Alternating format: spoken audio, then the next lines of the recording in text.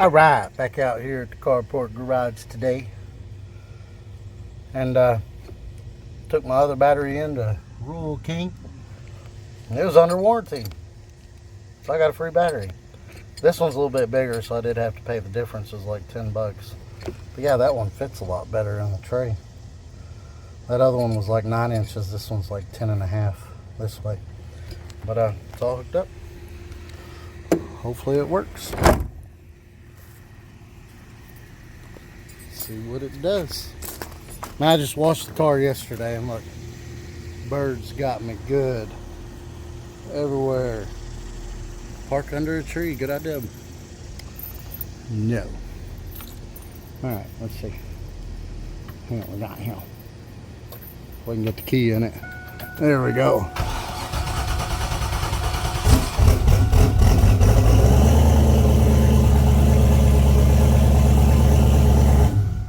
Tune needs polished on startup.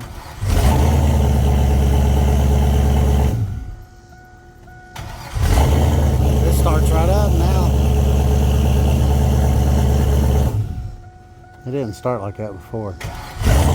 That other battery, I guess it just drug too much, but it would. Even if you shut it off and tried to start it again, it'd still do the same thing.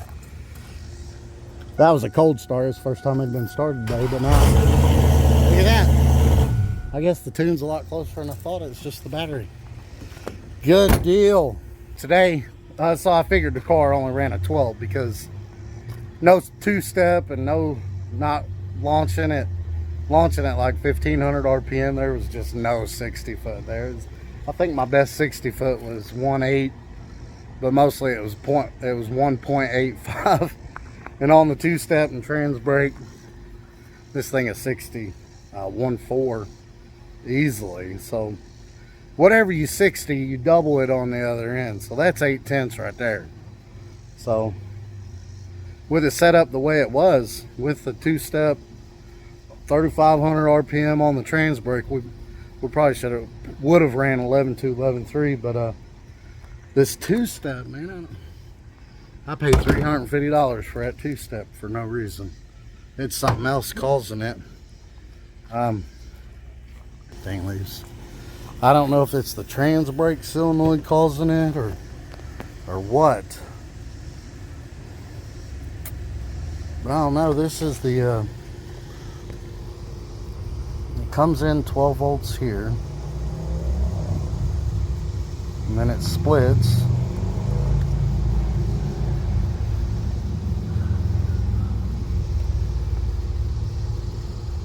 And this actually energizes the relay. Yeah, this actually energizes the relay. No, this energizes the relay. I don't know. I forgot how I hooked it up. But I'm going to rewire all that. Instead of 12 volts coming over here, I'm going to try the ground wire. And then I'll have to rewire the trans brake solenoid. But first, I'm going to unhook both of the wires, the power and the ground, and just hook the harness up and see if it still does it. Because if it still does it with just the harness hooked up, no matter what we do with the wiring, ain't going to help.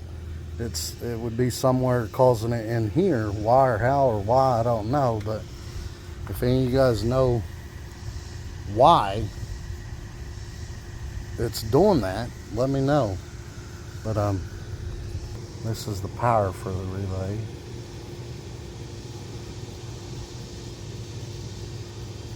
That activates it.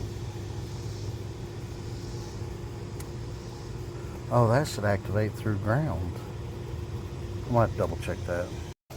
So this actually is a ground wire. I thought this was a power wire coming from the trans brake. I forgot. But anyway, this is a ground wire. This grounds out the relay to trip the relay. This goes straight to power to trip the relay. And then I got this coming through, and then when the button's pushed, it goes from here to there, and then that goes back to the trans brake, and the trans brake's grounded under the car. So now I had it here, I thought, well, I'll move it over here and see if that helps. That didn't help. But I thought this was a power wire, so I had it run into the blue and white, the white with blue stripe.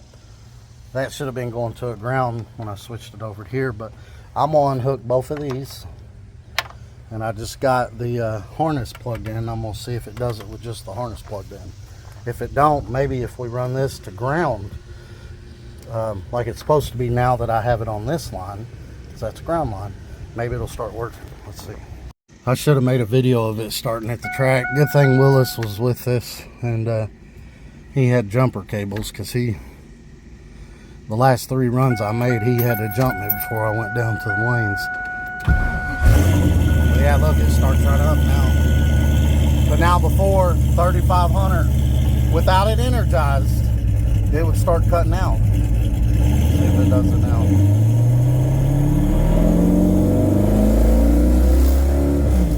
No. See, it don't do it now. Now let's hook that up to the ground wire and see if it does it. I thought this was a power wire, so when I switched those around, I actually had it ran wrong and it was still doing it. But either way, it wouldn't have mattered, because I had it ran to a ground wire when I switched those wires.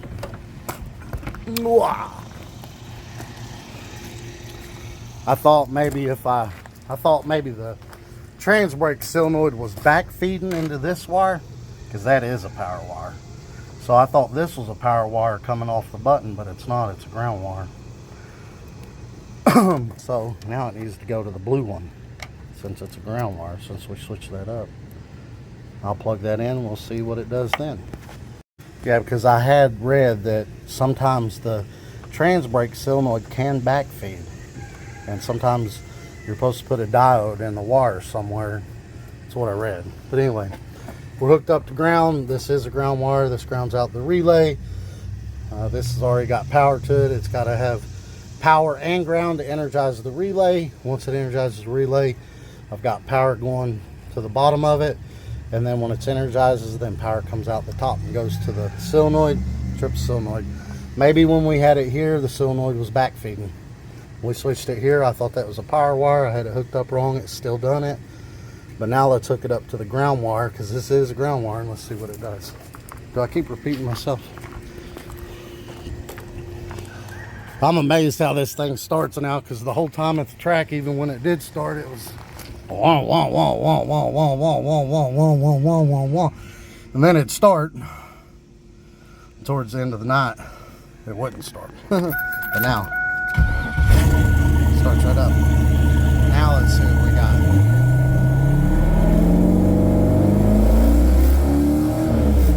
Oh, it's working now. Now let's put it, make sure the brake works. Now it should stop. Yeah. I think we fixed it. Maybe it just didn't want to be on the power wire, and the solenoid was, the trans brake solenoid was back feeding. Well, now if we launch at 3,500 RPM, it's going to run a mid to low 11, because it'll 60.1415, which would be about 3/10 faster off the 60, which doubles at the end. So it'll be 6 to 8 tenths faster in the quarter, which would be 11.2, 11.4. And then we could turn it up to run 11.0. But I don't think I'm going to get enough test passes to do that, which would be better, because the car's going to come, it's going to roll out of the beams faster. Launching at 1,500 RPM and 1.860, it's not going to roll out of the beams very fast, and I'm not going to cut a good light on that Pro Tree, no matter how I do it. Decisions. Maybe we should turn the boost controller to high boost with that 5-pound spring, launch it with the trans brake and see what it does. Maybe we'll get 1 or 2 test passes. I don't know. I don't know what to do. I'll think about it. Alright, so after talking to Chris and Willis on Facebook here, I'm going to take the air filter off of it. I'm going to turn it up just a little bit. Maybe even add a couple of degrees timing. It's at 20. 5-6 pounds of boost. We could probably run 22, 23 degrees timing. Take the air filter off. Trans brake seems to be working now. I'm going to test it on the way to the drag strip. If it's working, air filter off. Turn the boost controller up just a little bit and try to run that 11 flat. If it don't, I get 2 test passes apparently. We can add a little bit of timing and we can turn the boost controller up even a little bit more. But yeah, we'll try to do the 11.0, I guess. Because the faster the car takes off, the better light I'm going to cut. Because it rolls out the beams faster. Cutting a 1.8560, running 11 or 12 index with somebody cutting a 1.516. Trans brake or not, they're going to roll out of the beams faster and cut a better light. And that's just the way it is. But we'll give her a go, see what happens. Alright, here we are at Kentucky Dragway, about to check in. Hopefully we can get this thing to run 11.0. If not, we'll put it back the way it was and run the 12.0. I think you can change it. I'm not sure if they're going to make me pick at the tower here or not. But we'll see. But on a plus note, I did get on it a little bit on the way to track, and it didn't cut out. The 2-step didn't cut it out any, so maybe running it through the ground fixed it. We'll see. Well guys, not going to be able to race today. I guess this ground wire I had running from here to the head was shorting out on the starter or the alternator somehow and burning holes in my oil feed, and it's leaking. I mean, it just started that on the way to the track. I swear, every time I come to the track on the way here, something happens. Like the LT1, I got the turbo 400 in, went to drive it over here and test it, blew it up. Then yesterday, the 2-step was working on the way to the track, it quit working. Got that fixed, drive to the track, and now this thing is leaking. So I'm gonna have to get another one of these. I took this off. It don't need it anyway. It's got solid motor mounts.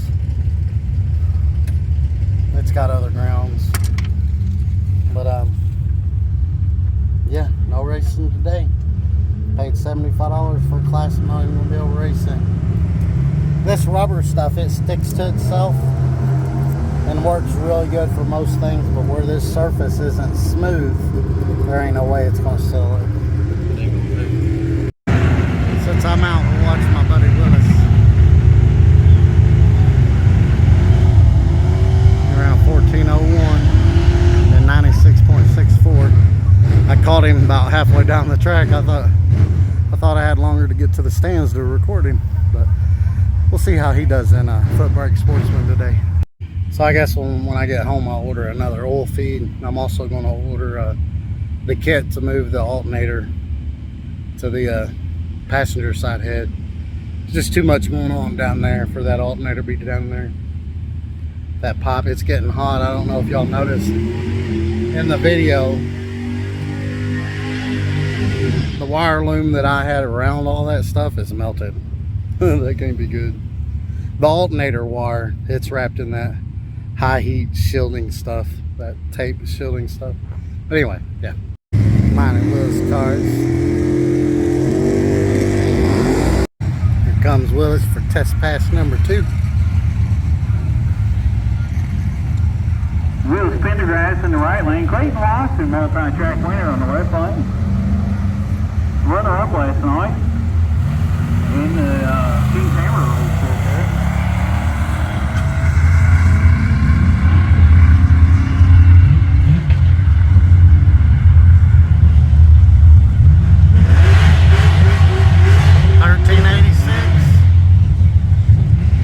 Picking up. So I guess it didn't matter about the index class because I guess only 3 people entered, and my car broke, and then the other guy's car broke. There's only one car, so he didn't even have to make a race. He gets to be the winner, but still sucks. My car broke. Well, I went and took my car home. Yeah, I seen that. I figured that's what you were doing. I went and got the truck. I'm microwaving my hamburger in the window. There you go. Willis lost the first round. I didn't get back in time to record it, but he dialed in a 1383. His car's all over the place today. He run a 1393, 104 over, but this guy dialed in a 1339, run a 1352. So he was 130 over. So Willis beat him on the dial in. But remember, your time don't start until you take off. So the other guy beat him on the tree by 003 to 054, which gives the guy an 025 win. But there's double, the first 2 rounds you can buy back. Yeah, we're gonna buy back and try it again. You're gonna buy back and try it again. Yeah, we're gonna try to get it next time, though. You're gonna get it. Get a little better light and a little better dial in. There we go. Get her done. Get her done. And then we got Clayton and Brian over here hang out with us, and they raced each other. Clayton, closest to me, he won. They got the Dodge V6 and the Camaro V6 running. That one runs, it just ran a 1380. This one runs like 14.7, 14.8, somewhere in there. It's kind of impressive for a V6. Back in my day, when I was younger, the V8s didn't even go that fast from the factory. Now the V6 cars are going that fast, so it's kind of cool. You know, I'm sitting here thinking in between rounds, eating my burger and drinking my slushie. That ground wire is shorting out from the oil feed line to the back of the alternator. Probably could be all my issues. Could have been the 2-step issue. Could have been the battery issue. Oh well, live and learn. Alright, here's Willis for a second round. Willis Pendergrass in the right lane. Sean Roberts in the left. In the Mustang.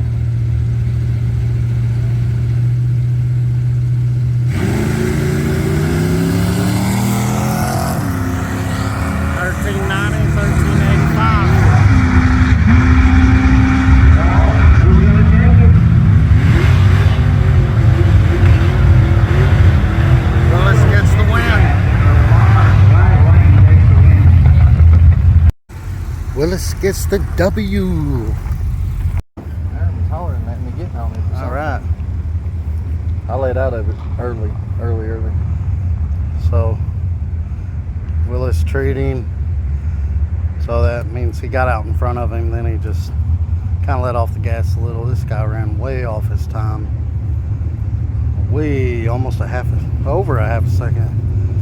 0.595. Willis was 0.479 over his time, but again he let off the gas. See the trap. Yeah. Willis going on to the next round. Third round. So how many? 4 more rounds probably? I don't know how many cars was up there. There was 9 cars, so it won't be 4 rounds. Yeah, depends on who buys back. How many was in the first round? 11. 11? Yeah, 11 I think cars. 11. Pays 500 today for 10 cars, right? Yeah. Yep. Yes. These 2 raced each other, and then we're going to split the buyback. And that'll put them in the third round. There's 2 round buybacks, so no more buybacks after this. All right, Willis is up again. No more buybacks, so it's time to get serious. Going up the right lane, taking on Brian Hale in the left lane out of Nicholasville, Kentucky. He got lined up with his buddies somehow. Willis, Brian, and Clayton are together. Right here, the local guy.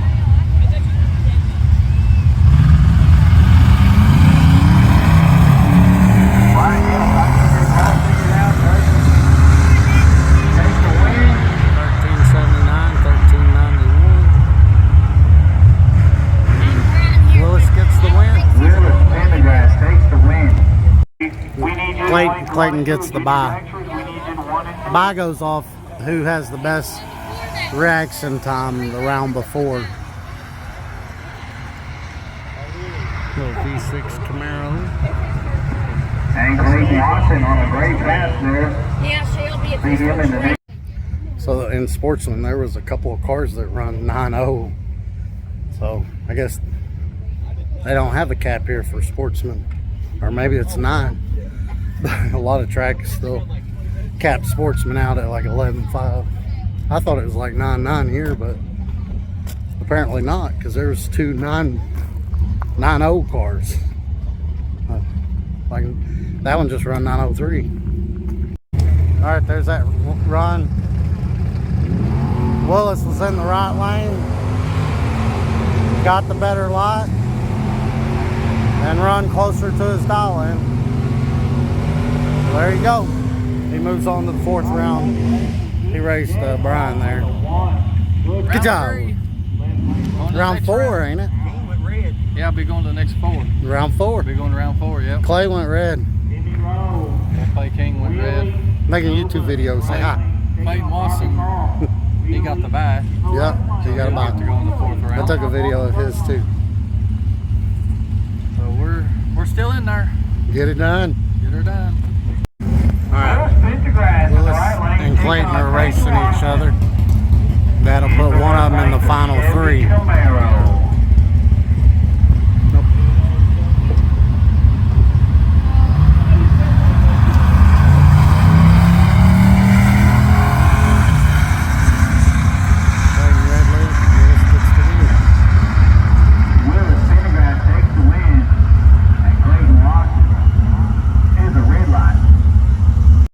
So I think that gives Willis a good chance for the bye, because I think some of the other cars that are left, the other 2 cars that are left, already had a bye, I think. So the bye usually goes by the best reaction time. But if everybody's already had a bye, except for one person, then that one person gets the bye. So hopefully that'll be the case and he'll get a bye into the finals. Willis having some issues with his tack not working. He shifts this column shifter turbo 350. It's working now. These wires right here in the back. If you see right there, it ain't working. Let me pull. If you get the wires at a certain spot, Got a short in the wires back here somehow. Oh, my light ain't on. But we're gonna try to zip tie it down to where it's working.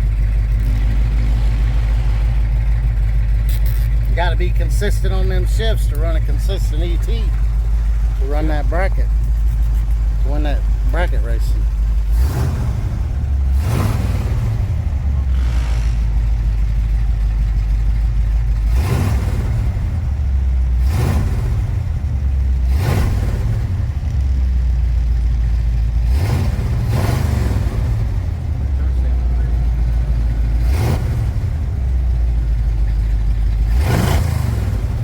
Like it's working there. looks like it's working now. Well, hopefully it stays that way.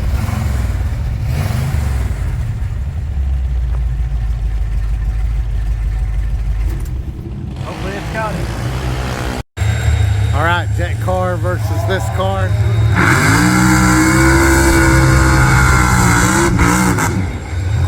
This car gets the back tire and the hinge.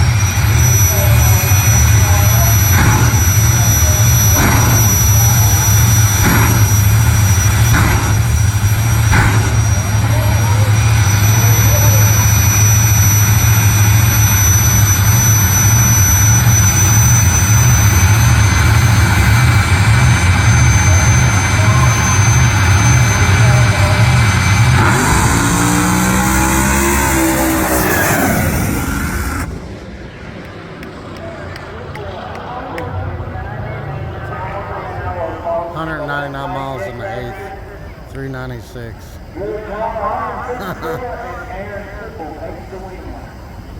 And as expected, Willis gets the bye.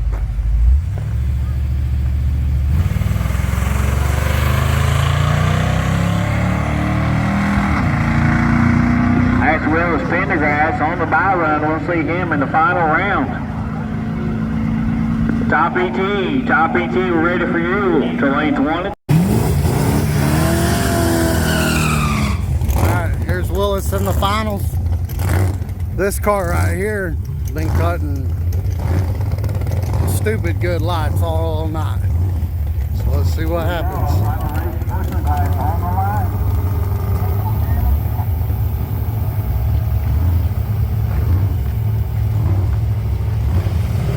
Oh, Willis caught a good light. They both did.